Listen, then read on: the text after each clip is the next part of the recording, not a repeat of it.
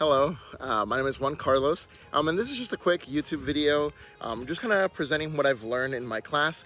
So this is a quick project for my physical geography class for Dr. Yeager, and I am here at Phil Harburg Park.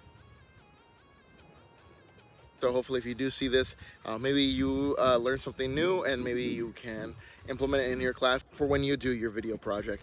So I'm gonna flip the camera over. As you can see here, one thing that I want to point out is kind of look at this grass. See how it's kind of being pushed over. You know, you can look at further over there once the camera concentrates. The grass is being pushed in this direction. That's mainly because of the wind. You can see it here as well, especially with this grass. It's just like all dried and dead. So as the wind is moving in this direction, obviously there's a lot of sand here. And like we were learning about how stuff moves around, you know, there's water, there's also wind. We see that all of this is getting pushed by the air, and the air is taking the small sand and rock from this location. It drags it over, and as it drags it over across the path, it's getting caught on this grass. And if we look from a distance, you can see how the grass is being pushed in the other direction. A little bit more forward here. See how the grass is being pushed towards that inside? It's all because of the wind. And if I bring my camera lower, you'll see how the ground is going from here and it's going a little bit higher. And then it's getting caught here by these plants. Let me see if I can get a better angle.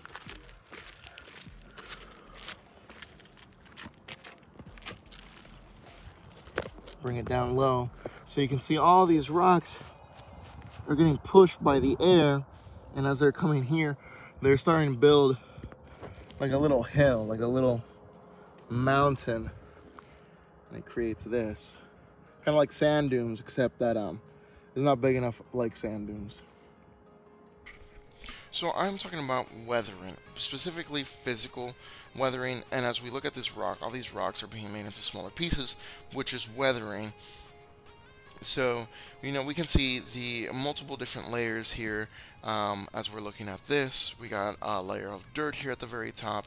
We also got some plants here in the background. And you can see as we move downwards, we'll see the rocks, the dirt. All of this could have been affected by the wind and water, which is contact forces, carrying these rocks and making them into smaller pieces. But another physical type of weathering is plants. We got some chippage here of this rock. It's pretty loose. If we look through here, we got some crack that's filled through the dirt.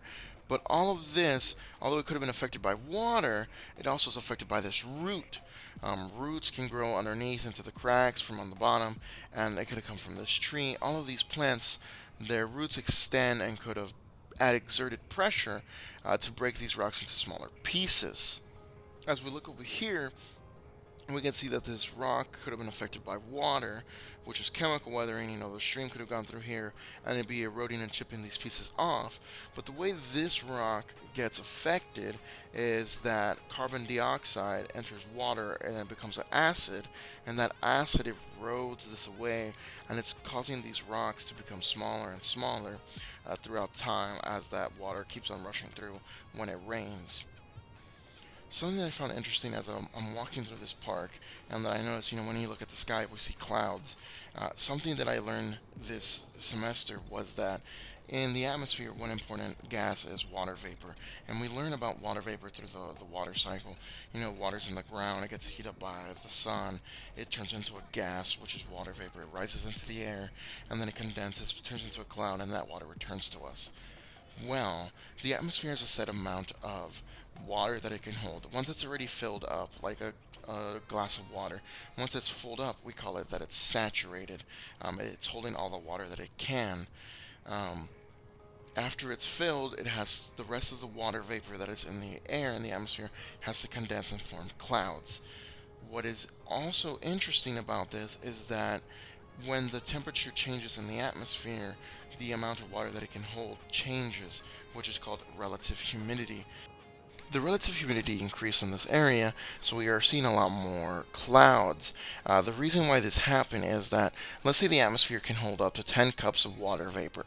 Um, that changes because as the temperature gets colder, those 10 cups of water vapor becomes 6 cups instead of 10. So those four existing cups of water vapor had to condense and form these clouds. So what we see in all these clouds here later on in the evening, it's like 7 o'clock now, because the relative humidity increased. But this clip right here, I'm here around 6 o'clock at the park, and there's no clouds in sight because it's very warm. Since the atmosphere is warm, it can hold those 10 cups of water vapor.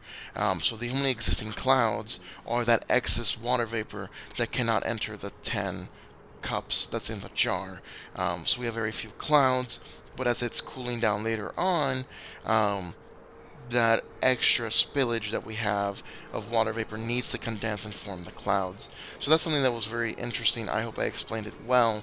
And it's just something that's very small and minor, but it's very surprising the way that our planet works. To kind of conclude this video, as I'm leaving the park, it looks like if we're on a downward hill. And as rain comes by, it seems that the water goes through this area. It's bringing that debris like wind, being that contact force and weathering rock away. But as we see here further on the bottom of this path, it seems that a stream starts to form here, and that debris that water is bringing in as it's entering the stream, it's getting left here inside. What it's really cool to see here in person is that as the water becomes a stream, the inside of a stream is a lot slower than its edges, than the outer bounds. So all these rocks are being left behind because that stream is not powerful enough to carry this stuff through.